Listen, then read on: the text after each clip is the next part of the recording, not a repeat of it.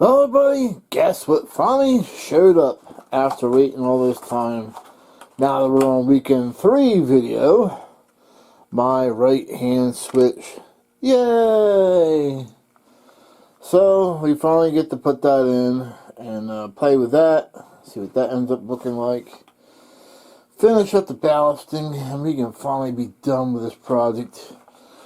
And bring everybody a video of switching finally. Give my wallet to rest as well, because it needs a rest before because I still want to add a crossover from here to here, but I want to get all this done, figure that out if it can be done. Just a single crossover, not a double crossover, so I can get the switcher over from the second main to the first one, so I can switch without running around the whole layout. We'll see how that works out.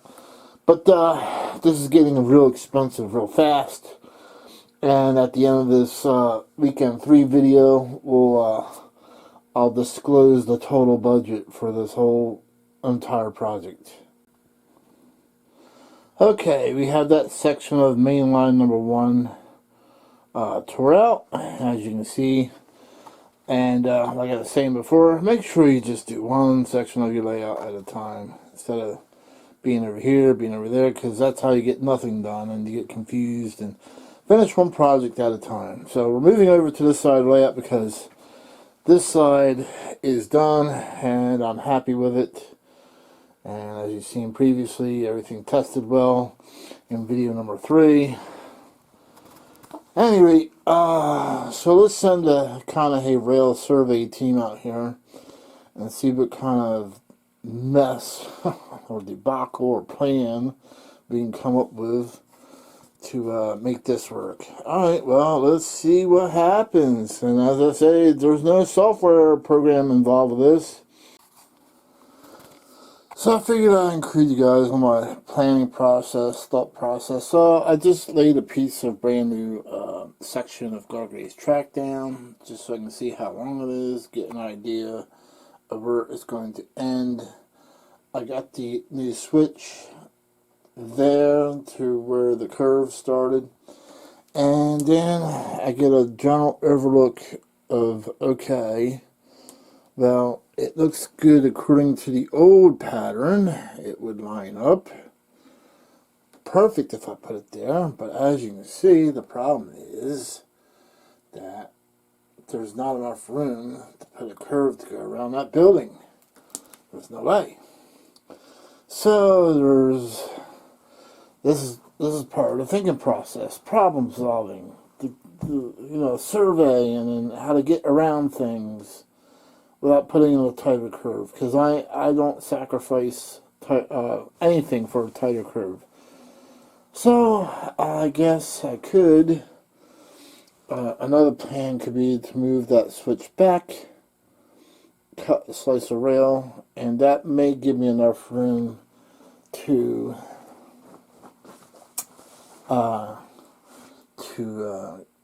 get around that building. So let me see what that looks like, and we'll get back to you. Alright, so we're playing around with the Gargrave's Flex Track. That's all I use is Flex Track. Even if I'm going straight, I don't care. I'll buy a whole box of Flex Track, and that's that, and that's it. Because I can use it whether I'm going straight, slight curves. If I change my mind later on, I pull a straight piece out and bend it. Flex Track is really easy to work with, the Gargrave's Flex Track. And for those who are a little afraid of kinking it, because you can do that, make sure you practice with it. What I suggest is the long pieces, you sort of like use your stomach for bending it. So you just take your Flex Track here, sort of like right against your stomach, and bend it around gently. And little increments, a little bit at a time. And it takes a little bit of practice, but once you get the hang of it, I love it. So anyway, here's where we're at. I'm liking what I'm seeing so far. As you can see, it changes once again the geometry of where the track once was and where it's going to have to go. So the track's going to have to come across where all that grass is at, and then cut across in here. So it's going to take a different path, but the geometry and the flow is looking good. You'll hear me talk about that often. So the key is going to be cutting back that track here. So I'm going to have to place that switch there, but I'm going to have to cut the section out, just like what a real rail gang would do. They would cut out and cut the track. What I use is a Dremel tool with a cutoff wheel. It's pretty easy. If you're a little rough on it, you might have to open up the holes on the ends, but it's not really that bad. So I'm going to have to cut that out. But before I do, I'm going to put this back on. I just want to show you guys that, because I'm still in the planning stages. This isn't over and done with yet. And put that back there so I can plan out how the rest of this track is going to look. So, we'll keep playing with it. Like I said, there's no software program for this. It's all hands-on surveying, hands-on trying it out, see how it looks, bending, just involving.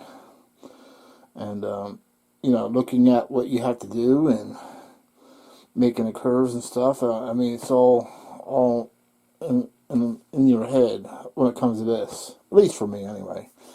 Alright, so I'll get back to you later. Alright, so the planning stages is coming right along.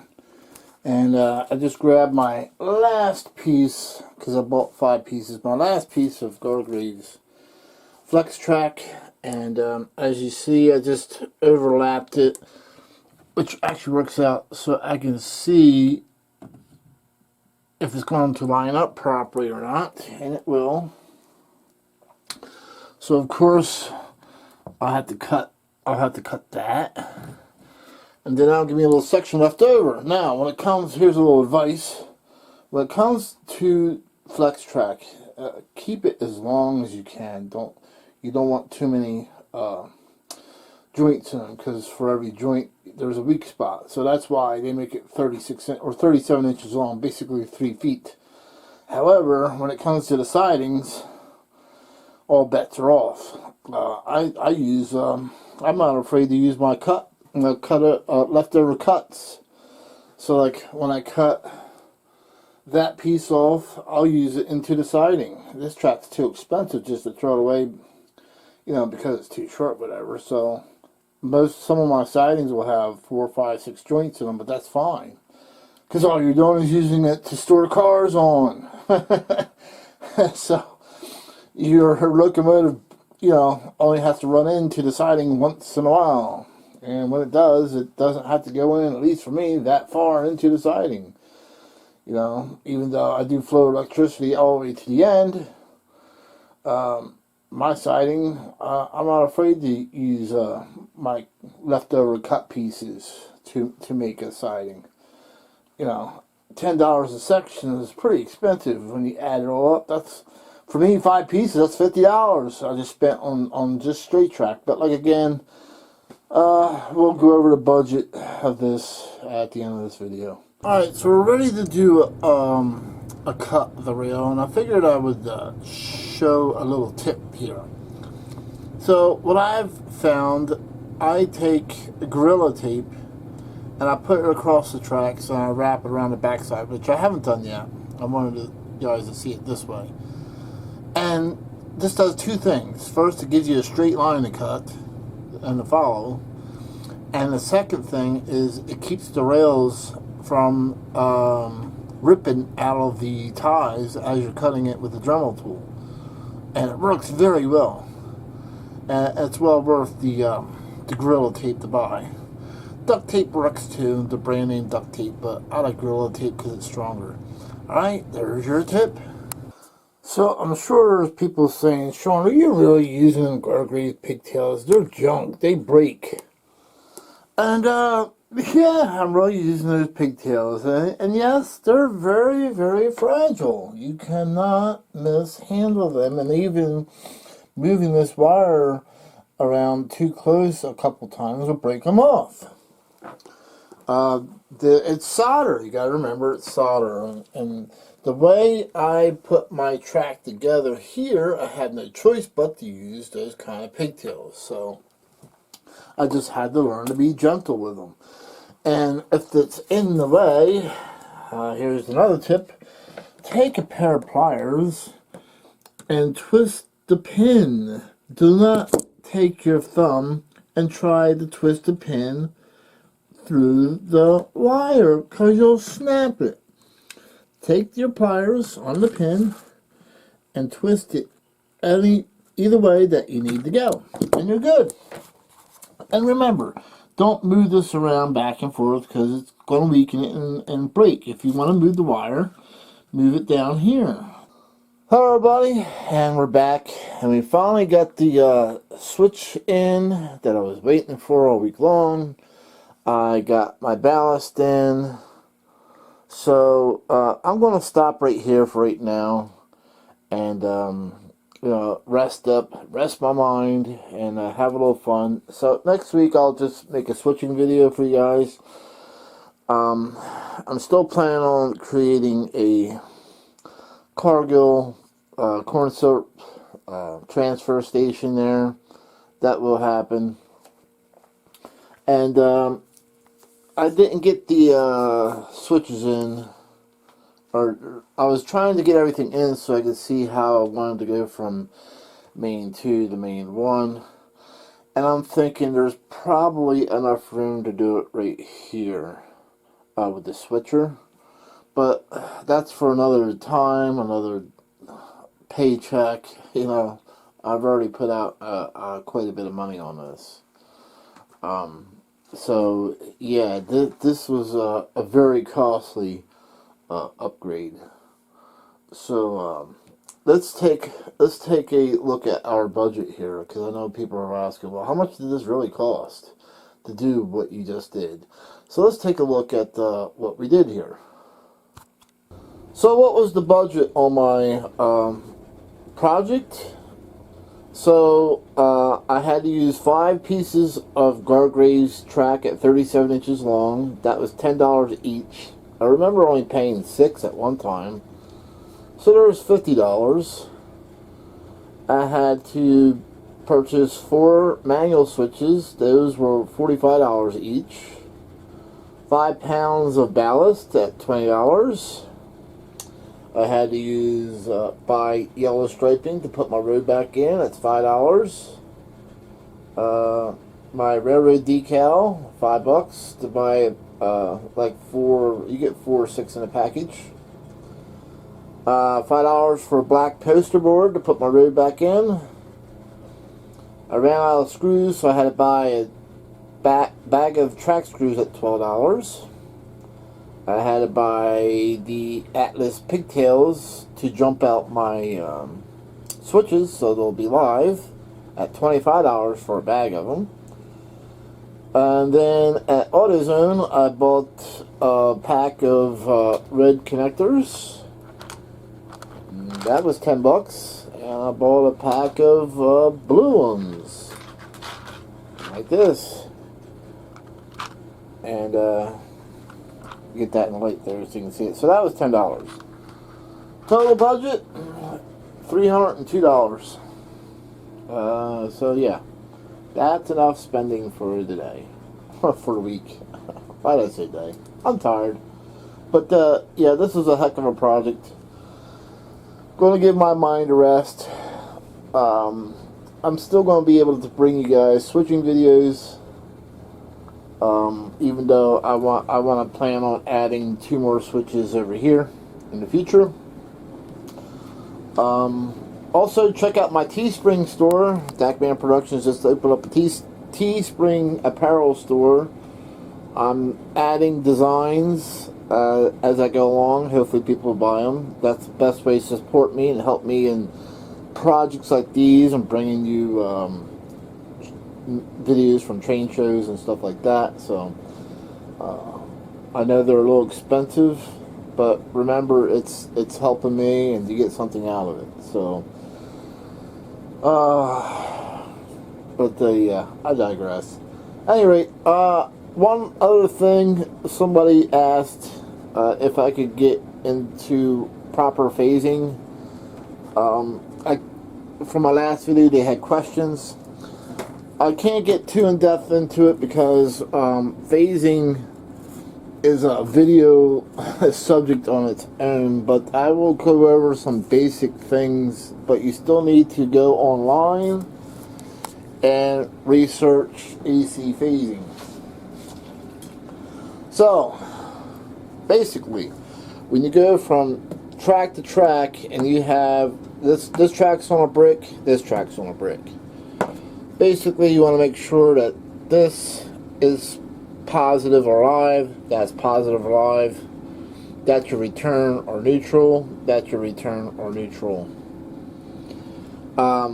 So, I know you're saying, well, that's simple enough. I'll just make sure I plug it in and wire the black wire and the red wire, and I'm good. No, the problem is if you're doing different bricks and different outlets, you can get into trouble real fast, because not everybody who's did any home improvements has done proper wiring through their layout, or through their outlets, that is. Whew, I really am tired. So, even though you have it wired correctly to your track, let's say you put your positive from the brick to here, your negative to here, it still could be reversed because somebody didn't wire their outlet right. So that comes into play when you're using two different outlets. Wiring today is all color coded. Basically, your copper wire with no sheathing on it, that's your ground. That goes to green. Then you have white, and that's your neutral, and black is live. So when it's together, okay, that wire should be there. And I'm trying to do this while I'm holding the camera. That wire should be there. And so the ground or neutral, well, I'm getting confused there. The ground goes into the bottom, as you see. Neutral goes into the big slot, and your live should be in the short slot. Now, if you switch these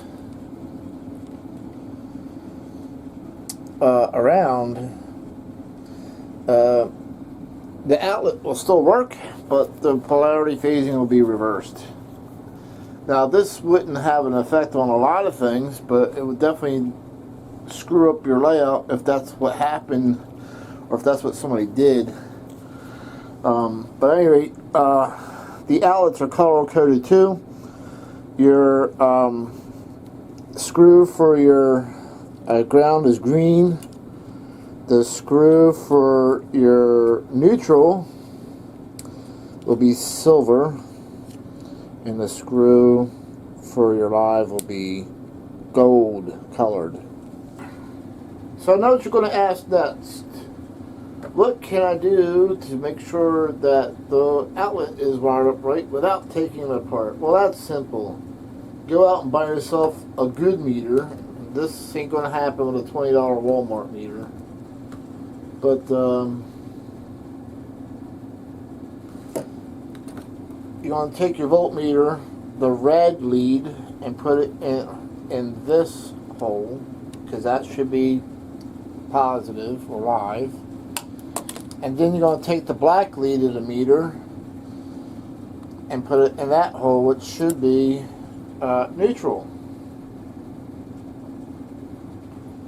And if the meter reads 110 volts negative, it's wired up backwards. If it reads it positive, you're wired correctly. Just that simple. So, I hope that was helpful. Thanks for watching along my project. And sorry it took 3 weekends to complete, but next weekend I'll bring you guys some switching videos. Alright, thanks a lot.